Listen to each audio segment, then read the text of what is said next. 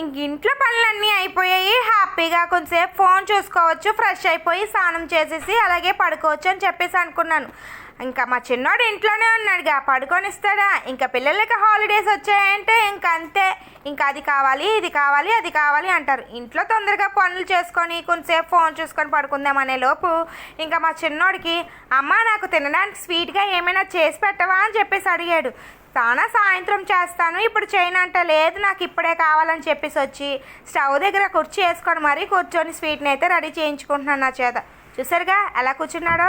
నేనైతే ఇంతకీ ఏ స్వీట్ చేస్తానని అనుకుంటున్నారా?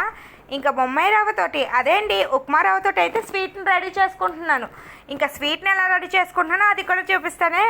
ఇంతకీ మీ పిల్లలు స్వీట్ తింటారా, హాట్ తింటారా? మా ఇంట్లో మా ఇద్దరు పిల్లలు అయితే మా పెద్దోడు స్పైసీ తింటాడు, ఇంకా మా చిన్నోడు స్వీట్ని అయితే తింటాడు. డిఫరెంట్ టేస్ట్లు అండి ఇద్దరికి. వాడికైతే ఎక్కువగా స్పైసీ చేసి పెట్టాలి, వీడికైతే నీకు స్వీట్లు అయితే చేసి పెట్టాలి. ఇంక ఇద్దరిది డిఫరెంట్ టేస్ట్లు అనమాట. ఇంకా మా చిన్నోడు స్వీట్ అడిగాడు కాబట్టి తప్పకుండా చేయాల్సిందే. ఇంట్లో ఉన్న ముంబైరవ్వని నెయ్యి పోసుకొని కొంచెం ఎర్రగా వచ్చే వరకు దూరగా ఫ్రై అయితే చేసేసుకున్నాను. ఇంకా అందులో నెయ్యి ఫ్రై చేసేసుకున్నాక కొంచెం వాటర్ అయితే పోసేసుకొని ఉండలు కట్టకుండా ఉడికించేసుకున్నాను అనమాట. చూసారుగా అటు ఇటు కలుపుతూనే ఉండాలి, లేదంటే ఉండలు కట్టేస్తాయి. ఇంకా బాగా ఉడికిన తర్వాత అందులో షుగర్ని కూడా యాడ్ చేసేసుకొని మళ్ళీ షుగర్ అంతా కరిగే వరకు అటు ఇటు కలిపేసుకున్నాను.